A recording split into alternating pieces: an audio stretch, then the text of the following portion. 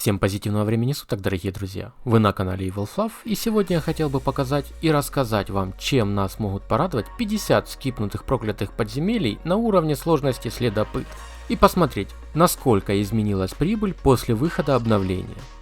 До обновы я скипнул 25 следопытов, и после обновы также 25. Но вначале, что такое скип и какие различия между охотником и следопытом. Мы не вступаем в PvP схватку с противником, а наоборот, всячески избегаем ее и стремимся разбить 3 кристалла. Такой метод фарма называют скипом. А также, чем же отличается следопыт от охотника? Во-первых, для входа в кораб на уровне сложности следопыт вам нужна красная или черная локация, в то время как на охотнике мы можем чистить их в синих и желтых локациях. Во-вторых, вам необходимо иметь 800 ИП на охотнике и 900 ИП на следопыте. От английского Item Power – мощность предметов. Все, что выше, будет резаться в 10 раз для охотника и 5 раз для следопыта. Конечно, на охотнике мы не будем умирать, а всего лишь упадем на колени, нокдаун, а на следопыте уже full лут. Но если вы решили скипать, то это все не важно. 3 совета, которые должны вам помочь в скипе. Первое. Вам нужно подбирать предметы так, чтобы у вас было не больше 910 ИП, без порезки. Тогда это уменьшит шанс заброса к вам другого игрока. Поначалу. Но с ростом инфейма противники все равно будут забрасываться к вам все чаще. Второе. Важно, не активируем алтарь, ведь мы здесь за фармом, а не PvP. Третий. Стараемся как можно быстрее набить 500 очков инфейма для следопыта и 100 для охотника, если вы пошли туда потренироваться скипать, чтобы появился босс. Ведь через 10 секунд после его появления к нам уже никого не забросит. Но у меня было пару раз, что противника как раз таки закидывало ко мне на 5-й секунде после появления босса. В таких случаях не теряйтесь и грамотно прожимайте скиллы, не отдавайте все сразу. На заднем фоне как раз таки происходят скипы, и вся их суть всегда сводится к одному: предугадает ли противник ваш маршрут или нет. Ваша же задача двигаться как можно непредсказуемей и нелогичней, благодаря чему 70% скипов я не видел своего противника, когда ко мне его закидывало. А если у вас противник рядом, то стараться развести его на использование скиллов, потратив при этом минимум своих.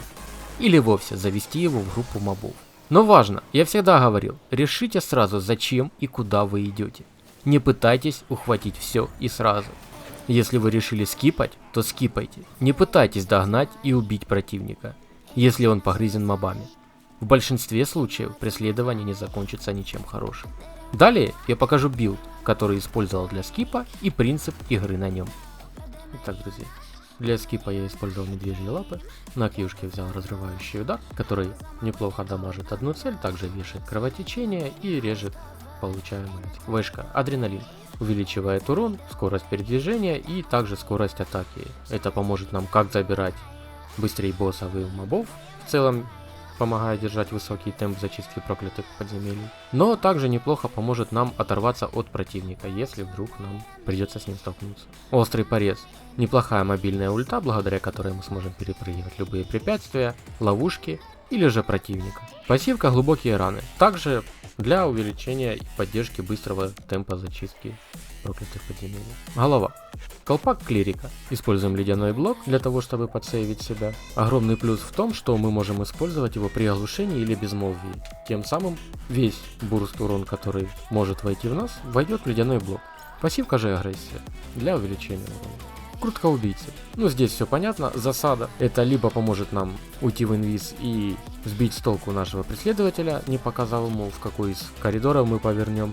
Либо же наоборот, собрать толпу мобов, а потом уйти в инвиз, сбросив тем самым всю эту толпу на нашего преследователя. Пассивка гармония разума, либо находчивость. Поможет быстрее восстанавливаться нашим скиллам.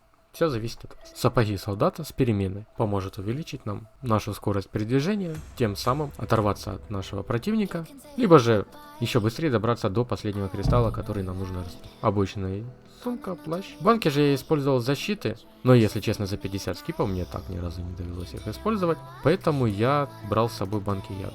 Экипировка в целом стоит 103 234 серебра. Поэтому для начала можно неплохо потренироваться на охотнике, разобравшись в механике и принципах игры на данном билде, подстроив его тем самым под себя, а потом уже спокойно отправляться в следопыт. Принцип зачистки проклятых подземелий весьма прост. Постоянно навешиваем нашу кьюшку на мобов, вешка поможет нам быстрее забирать босса, мобов, либо же просто перемещаться между коридорами и комнатами. Острый порез, как я уже говорил, поможет нам перепрыгнуть препятствия, ловушки, либо же самого противника. Если, допустим, мы убегаем, он нас догоняет, мы можем резко прыгнуть ультой и потом благодаря адреналину еще быстрее увеличить разрыв с противником. Ледяной блок поможет нам нивелировать весь входящий в нас дамаг. Благодаря засаде мы можем, как я уже говорил, сбросить на противника мобов, либо завести в небольшое заблуждение нашего преследователя. Переменной также все понятно, используем и по мере накопления стаков увеличиваем нашу скорость передвижения. Неплохое длительное ускорение. Вот таким билдом я скипал. Это сугубо мое мнение, вы можете изменять его под себя, как скиллы в них, так и предметы, лишь бы вам было удобно. Я же показал вам лишь свой вариант, в котором я скип. Итак, давайте же перейдем непосредственно к открытию сундуков, паре забавных моментов, как всегда итоги в конце. Для вашего удобства внизу сделаны тайм-коды, кому не интересно может переходить к забавным моментам, либо к итогам.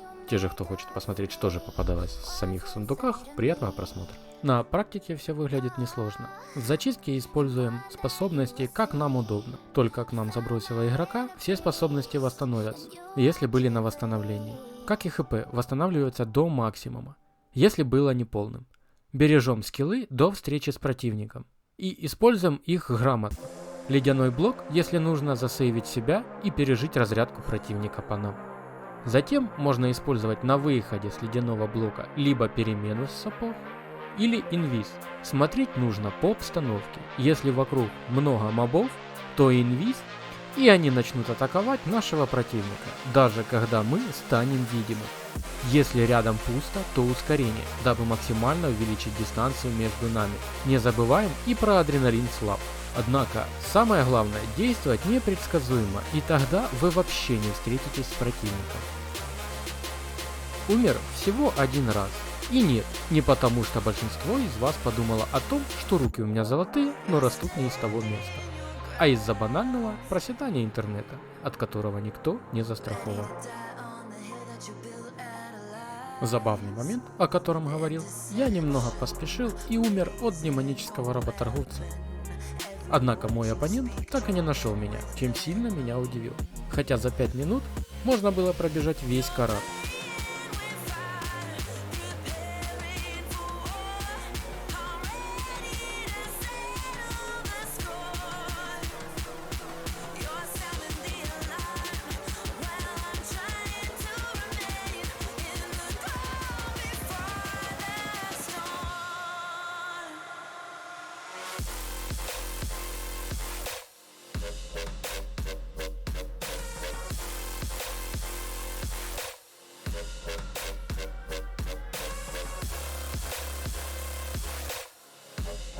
Дальше будет нарезка с открытия сундуков, если вам интересно посмотреть, сколько и какого цвета мне попадались, приятного просмотра. Если нет, можете смело переходить благодаря тайм-кодам сразу к итогам.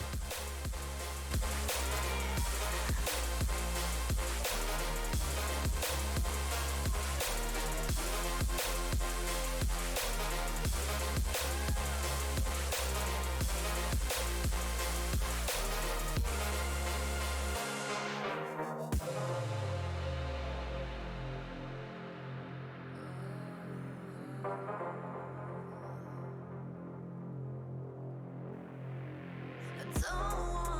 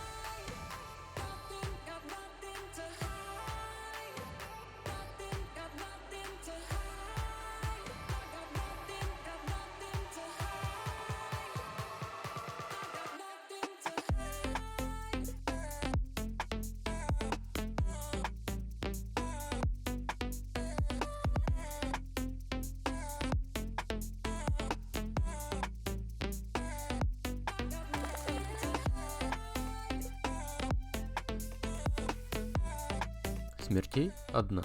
На ремонт потратил 23 360 единиц серебра. Сумок с серебром суммарно 1 миллион 581 тысяч. 627 сумок по 1000 и 5 сумок по 10 тысяч до обновы. И 804 сумки по 1000 серебра и 10 сумок по 10 тысяч из 25 скипов после обновления. Книг интуиции на 692 тысячи славы. Лута же на сумму в 321 322 единицы серебра в одном сундуке, и во втором, как всегда, самое дорогое, а также руны и предметы роскоши на сумму в 2 миллиона 652 604 единицы серебра. После обновления и постоянного роста очков бесчестия удалось собрать лута на сумму в 589 356 единиц серебра. И во втором сундуке на сумму в 1 миллион 790 823 единицы серебра. Если мы проведем параллель между ними, то особо ничего не поменялось. До обновы получил лутом 3 миллиона 650 926 единиц серебра. После же получил лутом 3 миллиона 284 179 единиц серебра. Да, на 400 тысяч меньше лута, но зато сумок с серебром больше, так что они перекрылись частично. В общем, 50 скипов проклятых подземелий на следопыте принесли нам 8 миллионов 516 105 единиц серебра. Я не считал серебро, поднятое с пола, но его вполне хватит, чтобы перекрыть расходы на починку, еще и за работы. К тому же с ростом инфейма растет и количество поднятого серебра. На скип поначалу у меня уходило 13 минут без противника и 16-17 минут с противником. По мере изучения оптимальных маршрутов и роста мастерок, я смог сократить время скипа мобов до 10-11 минут, а противника до 13-15 минут. Суммарно же времени на все у меня ушло 8 часов и 47 минут.